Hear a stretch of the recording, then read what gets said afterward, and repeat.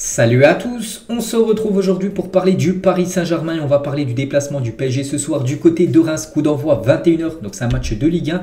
Donc tout d'abord les dernières photos de l'entraînement de la veille, donc en gros hier il y avait entraînement bien sûr au Camp des Loges avant ce match ce soir. On peut voir Sarabia, on peut voir aussi le joueur brésilien Neymar qui devrait commencer titulaire ce soir, Achraf Hakimi, on peut voir de nouveau Neymar avec Marco Verratti malgré la grosse semelle prise par Marco Verratti lors du match de Ligue des Champions contre le Benfica. Il était bien présent à l'entraînement lors des derniers jours. Il devrait même être titulaire ce soir normalement d'après les compos probables. On peut voir aussi Sergio Ramos qui devrait lui également commencer ce soir, même le capitaine parisien Marquinhos. Et du coup le groupe parisien pour ce stade de Reims PSG, donc voilà le groupe convoqué par Christophe Galtier. Donc quelques joueurs qui ne sont pas là. On peut voir tout d'abord quasiment le meilleur parisien lors des dernières semaines, Léo Messi les gars. Messi est forfait pour ce match ce soir, je vais vous dire ce qu'il a. Il y a aussi Nuno Mendes, on sait que Nuno Mendes a été blessé lors du match contre le Benfica. Il s'est touché derrière la cuisse, donc c'est un problème musculaire, donc bien évidemment il est également forfait. Il y a aussi Renato Sanchez qui n'est pas là, et bien sûr Kimpembe, donc Kimpembe poursuit sa rééducation au centre d'entraînement. Donc Mbappé les gars, on peut voir qu'il souffre d'une angine, mais il est bien présent. Il est bien présent dans le groupe du PSG ce soir. Après, est-ce qu'il va commencer titulaire ou non, ça on ne sait pas. Donc Renato Sanchez a repris la course et l'entraînement individuel. Sa reprise avec le groupe est envisagée la semaine prochaine. Donc voilà, Renato devrait être de retour semaine prochaine pour peut-être être dans le groupe du PSG lors du prochain match de Ligue des Champions contre le Benfica, son ancien club. Concernant Nuno Mendes, donc blessé mercredi soir aux ischio-jambier gauche, Nuno Mendes devrait effectuer son retour à l'entraînement dans 3 semaines. Voilà, 3 semaines d'indisponibilité pour Nuno Mendes, un bon rétablissement à lui. Et concernant Léo Messi, sorti mercredi suite à une gêne au mollet, Léo Messi est resté en soins après des examens rassurants. Un nouveau point sera fait dimanche. Donc voilà, forfait, c'est sûr. Ce soir, il est incertain pour le match mardi, parce qu'oubliez pas que le PSG reçoit l'équipe du Benfica mardi soir. Donc voilà, c'est peut-être mieux bien sûr qu'il soit forfait ce soir, qu'il se repose, pas prendre de risques pour ce match de Ligue 1, et bien sûr qu'il soit disponible contre le Benfica, qui sera un match très très important, même si le match bien sûr ce soir est très important pour l'équipe du PSG. La conférence de presse de Christophe Galtier avant ce stade de Reims PSG. Donc tout d'abord on a 2 absents, Nuno Mendes qui sera absent 3 à 4 semaines et Messi qui est mis au repos. Il devrait s'entraîner normalement lundi. Donc voilà, c'est Christophe Galtier qui dit que après-demain ça devrait être déjà le retour de Léo Messi, donc il y a de bonnes chances qu'il soit là pour le Benfica mardi soir. Il parle aussi de Mbappé, n'est pas forfait pour la rencontre face à Reims. Il souffre d'une angine qu'il avait sûrement avant le match contre le Benfica. Il avait quand même cette angine, ce rhume on va dire, avant le match contre le Benfica. Il a quand même joué ce match contre le Benfica. C'est peut-être pour ça qu'il n'a pas été super bon, parce que peut-être il était malade, Mbappé. Donc voilà, il est dans le groupe, il pourrait peut-être même commencer titulaire ce soir, Kylian Mbappé. Toujours avec Christophe Galtier en conférence de presse, il y a une réflexion sur une titularisation d'Hugo Ekitike. C'est un jeune joueur qui apprend et il doit être compétiteur et compétitif, et surtout ça peut-être être un joueur qui peut commencer titulaire ce soir, Hugo Ekitike, surtout qui joue contre son ancien club. On sait que c'est toujours spécial pour les joueurs qui viennent d'être transférés. Et quand ils ont l'occasion de jouer contre leur ancien club, on sait qu'ils aiment bien jouer bien sûr. Donc c'est pour ça peut-être on pourrait voir Hugo Ekitike ce soir. Est-ce qu'il sera titulaire? Est-ce qu'il rentrera en cours de jeu? Ça c'est la bonne question. Donc voilà ce que peut dire Galtier par rapport à Hugo. Il parle aussi de la pression. La pression, je ne lis pas la presse, je n'allume pas la télé et je n'écoute pas la radio. Donc voilà, il ne suit rien du tout, Christophe Galtier. Je me concentre seulement sur mon travail. Donc pour l'instant c'est un bon travail effectué parce qu'il n'y a que des victoires en début de saison, à part 2 matchs nuls contre le Benfica et contre l'équipe de l'AS Monaco. Donc c'est ça qui fait du bon taf actuellement. On va rien dire sur ce qu'il apporte au PSG quand même depuis son arrivée. C'est plutôt satisfaisant. Toujours avec Christophe Galtier, le calendrier est infernal avec l'enchaînement des matchs, parce que là il y a un match, il y avait déjà un match mercredi, il y a un match ce soir, il y a un match mardi, il y a un match dimanche prochain, c'est le classique français, le PSG reçoit l'équipe de Marseille. Donc voilà, c'est bien sûr le calendrier, un match tous les 3 jours, donc on comprend bien sûr que c'est un enchaînement infernal de matchs. Il a dit c'est la première fois en poule de Ligue des Champions qu'il n'y a que 6 jours seulement entre les 2 matchs.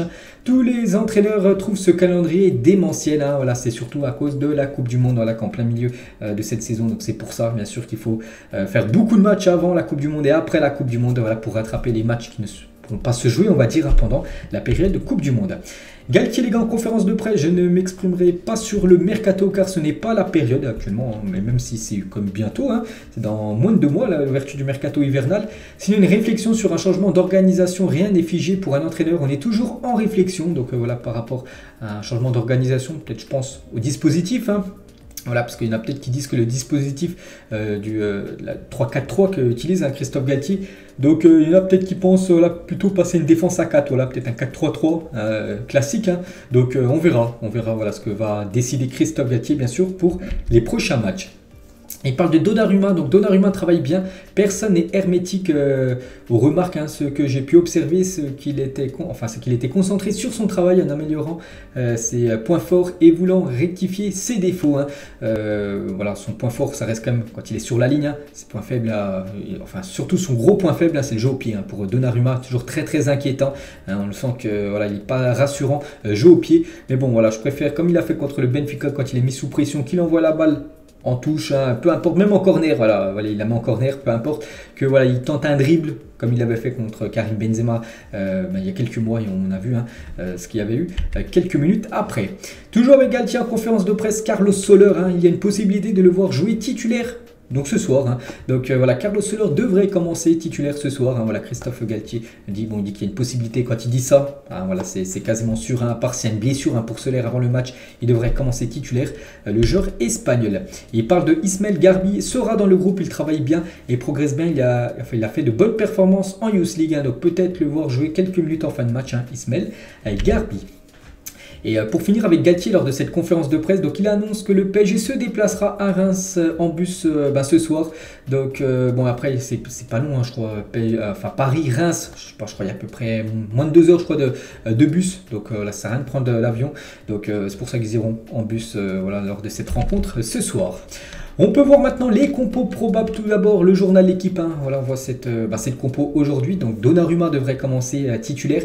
Donc, Mukele, Marquinhos et Sergio Ramos en défense centrale. Donc, voilà, un dispositif en 3-4-3. Côté gauche, ça devrait être Juan Bernat avec Nuno Mendes est blessé. Donc, Bernat devrait commencer titulaire avec Fabian Ruiz, Vitinha et Achraf Hakimi sur le côté droit.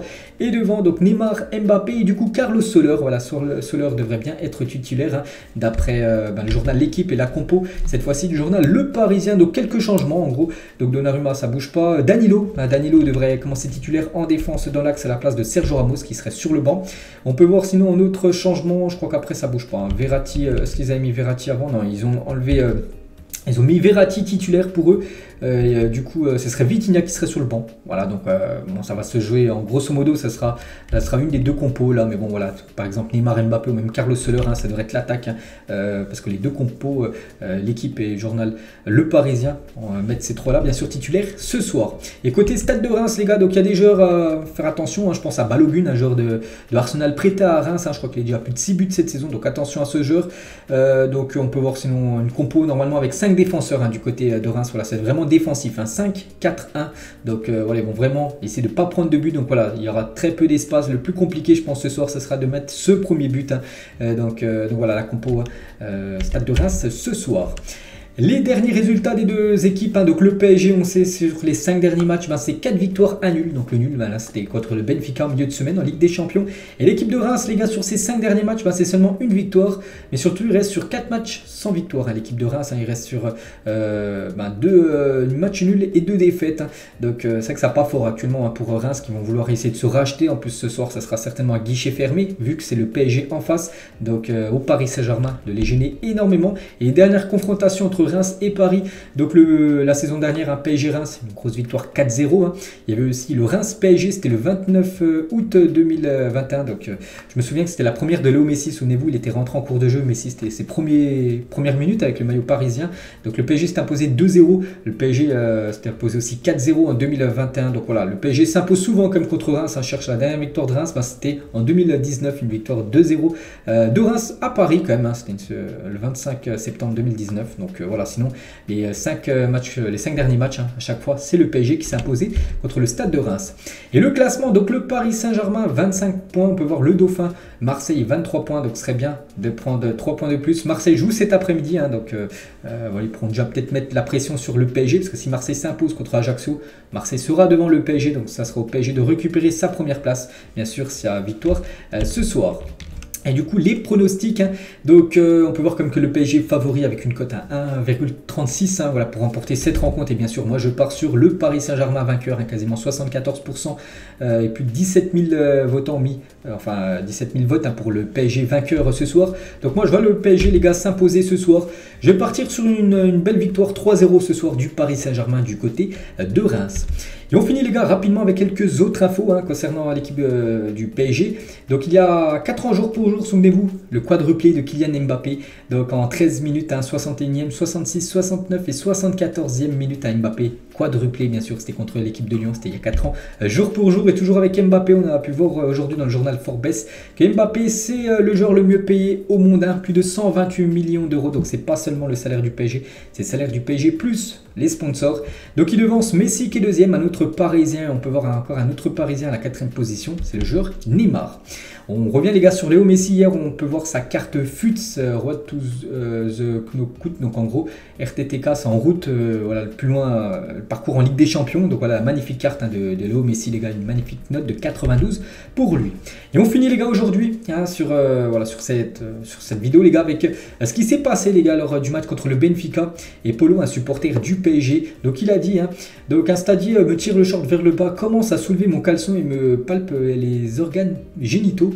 On a subi des attouchements, ça ne doit pas être passé sous silence hein. Donc c'est lors de l'entrée dans le stade bien sûr.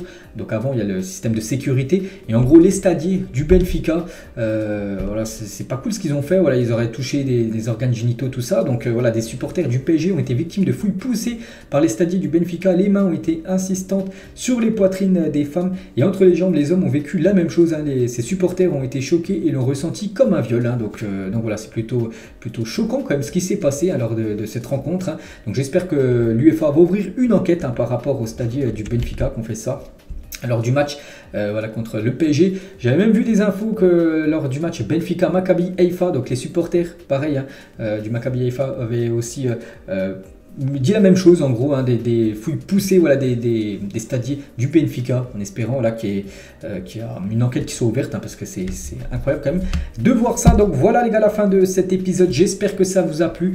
Bon match à vous ce soir les gars, je ferai certainement peut-être un débrief à la fin de la rencontre ce soir entre l'équipe de Reims et l'équipe du PSG. Ciao à tous.